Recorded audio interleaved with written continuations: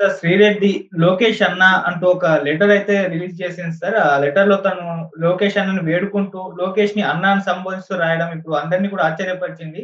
అసల ఏముంది ఆ లెటర్‌లో? మరి లోకేష్ అన్న ఇప్పుడన్నా 'శ్రీరెడ్డిని' వదిలేస్తాడా? జైలుకి పంపిస్తాడా? ఏం చేసే అవకాశం ఉంది? ఆ లెటర్‌లో ఏముంది? లోకేష్ అన్నకు ప్రియమైన చెల్లెలు శ్రీరెడ్డి రాసిన లెటర్ ఇప్పుడు వైరల్ అవుతుంది. ఎందుకంటే మనకి రాజకీయాల్లో అనేక విచిత్రాలు చోటు చేసుకుంటుంటాయి. ఒకప్పుడు లోకేష్‌ని బండబూతులు తిట్టి, లోకేష్‌ని, బ్రాహ్మణిని, చంద్రబాబు నాయుడిని, భువనేశ్వరిని, ఆ ఫ్యామిలీలో అందరిని, అట్లాగే పవన్ కళ్యాణ్‌ని, ఆహ్, అనితని ఇలాగా తెలుగుదేశంలో ఉన్న మేజర్‌గా వాళ్ళని రోజు తిట్టడమే పని. నిజానికి శ్రీరెడ్డి వైసీపీలో ఉందా లేదా కూడా ఎవరికి తెలీదు గానీ, ఆమె జగన్‌ని తన నాయకుడిగా ఆమె ఎంచుకొని వైసీపీలో జాయిన్ అవ్వాలని ఆమె సీరియస్‌గా ట్రై చేసింది. కానీ ఆమెకు అదేదో సామెత ఉంది. వ్రతం చెడ్డ ఫలితం దక్కలేదని. సో, అలాగా ఆమెకు అటు వైసీపీలో చోటు రాలేదు. ఇటు ఈ తెలుగుదేశంతో పవన్ కళ్యాణ్‌తో వైరం పెంచుకుంది. అంటే ముందు నుంచి కూడా శ్రీరెడ్డి ఒక దుందుడుగ్గా మాట్లాడడం, బూతులు మాట్లాడడం, అగ్రెసివ్‌గా మాట్లాడడం. నిజానికి ఆమె నేను చాలా సార్లు ఆమె బయోగ్రఫీ కూడా చెప్పాను. ఆమె ఒక విక్టిమ్ ఆమె. అంటే ఒక తెలుగు సినిమా రంగంలో ఉండే కాస్టింగ్ కోచ్. అంటే నే మహిళలకు ఏదైనా సినిమా ఛాన్స్ ఇచ్చినప్పుడు వాళ్ళు సెక్సువల్ ఫేవర్స్ ఇస్తేనే వాళ్ళకి ఛాన్స్ ఇస్తారు. దాన్ని మనం కాస్టింగ్ కోచ్ అంటాం. అది దానికి ఈమె బలైంది యాక్చువల్‌గా. తన జీవితం దానికి యాక్చువల్‌గా ఆమె 'సాక్షిలో' యాంకర్‌గా ఉన్నింది. అదే కంటిన్యూ అయింటే ఆమె మంచి యాంకర్‌గా ఇవాళ ఉండేది. అక్కడి నుంచి ఆమె రాజకీయాల్లోకి కూడా పోవడానికి ఈజీ అయి ఉండేది. కానీ ఆమె ఈ హీరోయిన్ అవ్వాలనే కోరిక. ఆ కోరికను ఉపయోగించుకొని చాలామంది ప్రొడ్యూసర్‌లు, డైరెక్టర్‌లు, ప్రొడ్యూసర్‌ల కొడుకులు, హీరోలు ఇలాగా ఆమెను ఉపయోగించుకొని ఆహ్, ఒక హామీలిచ్చి దాని తర్వాత ఆమెను వదిలిపెట్టేయడం. దాంతో ఒక కక్ష పెంచుకుందాం. కక్ష పెంచుకొని ఒక బిట్టర్‌నెస్ లైఫ్‌లో ఉంది.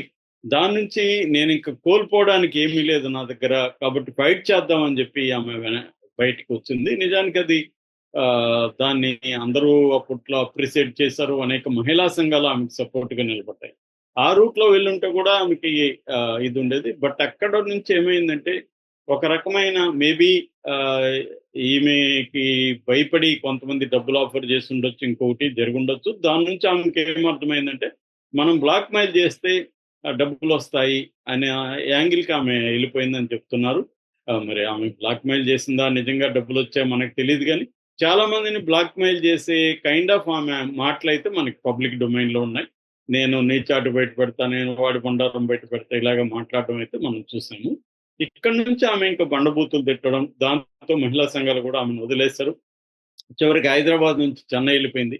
అక్కడైనా ఆమె ఒక కొత్త ఇండస్ట్రీకెళ్ళింది. అక్కడ ట్రై చేసుకొని తన అనుభవాలతో అక్కడ నిలదొక్కునే ఒక పాజిటివ్ దీంట్లోకి వెళ్ళకుండా ఆమె నెగెటివ్ దీంట్లోనేకే వెళ్ళి విపరీతంగా అసలు అంటే వైసీపీ ఈ క్యాడర్‌లో లేకపోతే వైసీపీ సోషల్ మీడియాలో కొంతమంది చాలా అగ్లీగా తెలుగుదేశం నాయకుల్ని, మహిళల్ని ఇప్పుడు చంద్రబాబు స్థాయి నాయకుడు ఆయనకి 45 ఏళ్ల రాజకీయ అనుభవం ఉంది.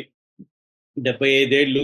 ఆ స్థాయి నాయకుడు అతి దారుణంగా ఏడ్చాడంటే ఆయన ఎంతో హర్ట్ అయ్యుంటే నటించలేదు గదా! ఆయన. ఖచ్చితంగా ఏడ్చాడు, హర్ట్ అయ్యాడు. ఎంతో హర్ట్ అయ్యుంటేనే గదా! ఆ స్థాయి నాయకుడు అంటారు. ఒక లోకేష్ లాంటి ఒక నాయకుడిని ఆయన పుట్టికని దారుణంగా వాళ్ళు అవమానించారు. చివరికి అసెంబ్లీలో గూడా దాన్ని చేశారు. దాంతో నిన్న గూడా లోకేష్ మండలిలో దీని మీద చాలా ఆవేదన, ఆగ్రహం అన్నీ కూడా వ్యక్తం చేశాడు. బొత్స లాంటి వాళ్ళు మేము సపోర్ట్ చేయలేదు దానంటే మరి సపోర్ట్ చేయకపోతే అలాంటి వాళ్ళకి ఎందుకు సీట్లు ఇచ్చారని కూడా లోకేష్ కరెక్ట్ గానే ప్రశ్నించాడు. సో, ఖచ్చితంగా జగన్ కూడా దీన్ని ప్రశ్నించాడు. అసలు స్వయంగా జగనే పవన్ కళ్యాణ్‌ని ముగ్గురు పిల్లలని మాట్లాడి నేను కూడా చాలా సార్లు దాన్ని ఖండించాను. పవన్ కళ్యాణ్ ఒక భార్యకి విడాకులిచ్చి ఇంకో భార్యను పెళ్లి చేసుకున్నాడు. దాన్ని తప్పని మాట్లాడే హక్కు ఎవరికీ లేదు. ఎందుకంటే అది లీగల్‌గా కరెక్టు. మోరల్‌గా కూడా కరెక్టు. వాళ్ళకేమన్నా ఇష్యూస్ ఉంటే వాళ్ళు మాట్లాడాలి. ఇప్పుడు ఇలాగా తమ ప్రత్యర్థుల వ్యక్తిగత ప్రతిష్టను దెబ్బతీయడం, అన్న ఇది వైసీపీ చాలా తీవ్రతరంగా చేసింది. అందుకే ఇవాళ వందల మంది వైసీపీ వాళ్ళని అరెస్టులు చేసి కేసులు పెడుతుంటే కూడా జనంలో సింపతి రాలేదు. ఎందుకు రాలేదంటే వీళ్ళు దే ఆర్ డిజర్వ్ అనేది అందరూ అనుకుంటున్నారు. అంటే వీళ్ళకి కావాల్సిందే, వీళ్ళు ఇంత ఘోరంగా చేస్తారు. తెలుగుదేశం చేయలేదంటే చేశారు. కానీ ఇప్పుడు తెలుగుదేశం అధికారంలో ఉంది కాబట్టి ప్రతిపక్ష మీడియా మీదనే కదా వాళ్ళు రిస్ట్రిక్షన్ పెడతారు. గతంలో జగన్ కూడా అదే చేశాడు కదా. కాబట్టి ఇప్పుడు జగన్ నాకు అన్యాయం జరిగిందని చెప్పే పరిస్థితి లేదు. సో ఈ కాంటెక్స్ట్ లో చాలా మంది అరెస్టులు అవుతున్నారు. అదే అర్థమయ్యి శ్రీరెడ్డి ఒక వీడియో చేసింది.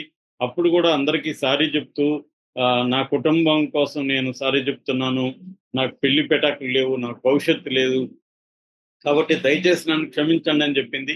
కానీ ఆమె క్షమించలేదు. తూర్పుగోదావరి జిల్లాలో బొమ్మూరు పోలీస్ స్టేషన్ పరిధిలో ఒక కేసు నమోదైంది.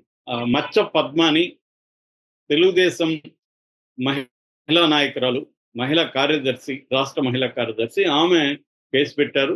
దాంతో పోలీసులు బిఎన్ఎస్ 196, 353, 79, తర్వాత ఐటీ యాక్ట్ 67 ఈ వీటి కింద ఆమె మీద కేసు నమోదు చేశారు.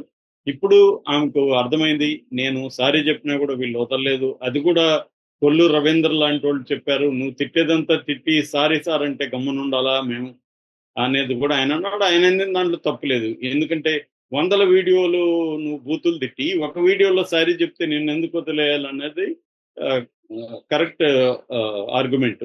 అలాగా ఆమె మీద కేసు నమోదయ్యి అరెస్ట్ అయిపోయే అవకాశం ఉంది. దాంతో ఆమె ఎక్స్ లో ఒక సుదీర్ఘమైన లెటర్ రాసింది. అది లోకేష్ అన్న అంటూ సంబోధించింది. అది కామెడీగా ఉంది, కానీ దాని వెనక ఆమె భయం కావచ్చు, ఆమె ఆందోళన కావచ్చు ఎక్స్ప్రెస్ అవుతుంది. అదేంటంటే లోకేష్ అన్న నేను నన్ను క్షమించండి, నాది విజయవాడ, యాక్చువల్గా మా అమ్మ నాన్న మా బంధువులు విజయవాడలోనే ఉంటారు, మా ఫ్యామిలీ. సో అక్కడ మా ఆస్తులు కూడా పెరిగాయి విజయవాడలో.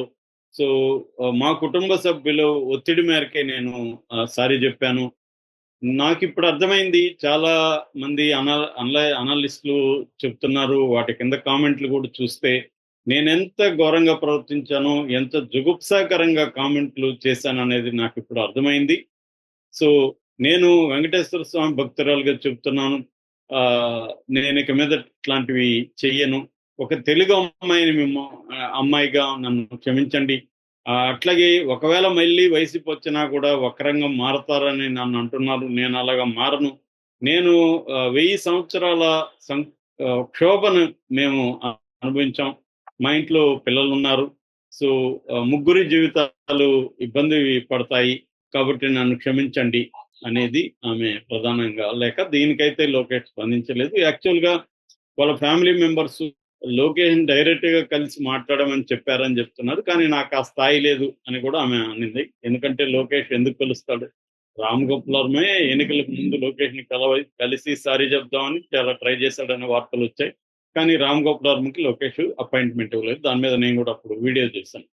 అంటే మనం ఎప్పుడు కూడా గుర్తుంచుకోవాల్సింది ఏంటంటే, అధికారం అనేది పర్మనెంట్ కాదు. అధికారం పర్మనెంట్ అనుకొని మనమే అధికారంలో ఉంటాం, లేకపోతే మన వాళ్ళే అధికారంలో ఉంటారని ప్రత్యర్థులని ఇలా వేధిస్తే ఖచ్చితంగా ఏదో ఒక రోజుకి అదే కర్మ రిటర్న్స్ అంటారు. ఆ కర్మ అనేది, కర్మ అంటే ఏంటి? నువ్వు చేసిన కార్యక్రమాలు ఏవైతే నువ్వు చేస్తుంటావో దానికి ఫలితం. ఒకప్పుడు కర్మ అంటే ఈ జన్మలో చేసిన కార్యాలకి నెక్స్ట్ జన్మలో ఫలితం అనిపిస్తాం అని చెప్పేవాళ్ళు ఇండియన్ కర్మ సిద్ధాంతంలో. కానీ ఇవాళ ఈ జన్మలోనే మన అధికారం పోగానే మనం కర్మ అనుభవించాల్సిన పరిస్థితి ఇవాళ ఏర్పడింది. ఇది మరి తెలుగుదేశం వాళ్ళు కూడా గుర్తుపెట్టుకోవాలి. రేపొద్దున వైసీపీ అధికారంలోకి వస్తే తెలుగుదేశం వాళ్ళని ఇంతకు రెట్టించిన రెవెంజ్తో వాళ్ళు ప్రతికారం తెచ్చుకుంటారు. అందువల్ల ఇది మంచిదే ఒక రకంగా. అంటే చంద్రబాబు కక్షపూరితంగా చేసినప్పటికీ ఒక రకంగా ఈ చర్చ కానీ ఇదంతా మంచిదే. ఇప్పుడు తెలుగుదేశం వాళ్ళు చేస్తున్నది కూడా వాళ్ళు బయట పెట్టారు గతంలో. కాబట్టి బయట పెట్టేటప్పుడు ఎప్పుడు సెల్ఫ్ క్రిటికల్ గా ఉండాలి. అంటే ఆత్మవిమర్శ చేసుకోవాలి. జగన్ ఏం చేసుకోవాలి? అవును, మా వాళ్ళది తప్పే, నేను బాధ్యత వహిస్తున్నాను, మా వాళ్ళ మీద కేసులు పెట్టడం నేను వ్యతిరేకించను, ఎందుకంటే నేను కూడా గతంలో పెట్టాను. కాబట్టి ఈ రివెంజ్ అనేది కరెక్ట్ కాదు. నేను మా వాళ్ళకి చెప్తాను ఇక మీద పెట్టొద్దని, మీరు మీ వాళ్ళకి చెప్పండి అని కన్స్ట్రక్టివ్‌గా జగన్ మాట్లాడాలి. అది వదిలేసి జగన్ మళ్ళీ రాజ్యాంగము, న్యాయము, హక్కులు ఇవన్నీ మాట్లాడితే కామెడీగా ఉంటది. జగన్ లాంటోడు. ఎందుకంటే తన పరిపాలనలో ఇవేవి అతను పాటించలేదు గదా! అప్పుడు మాట్లాడుంటే ఓకే. అప్పుడేవి పాటించకుండా ఇవాళ పాటిస్తే ఎలాగా? మొన్న సాక్షాత్తు హైకోర్టు జడ్జి ఏం చెప్పారు? నేను బ్లాంకెట్ ఆర్డర్ ఇవ్వలేను. వీళ్ళందరి మీద కేసులు పెట్టొద్దని. తప్పేముంది కేసులు పెడితే? జడ్జిల్ని ఇలాగ మాట్లాడారు గదా! జడ్జిల్ని 2 పార్టీల వైపు ఉన్నవాళ్ళు మాట్లాడారు. కరెక్ట్‌గానే.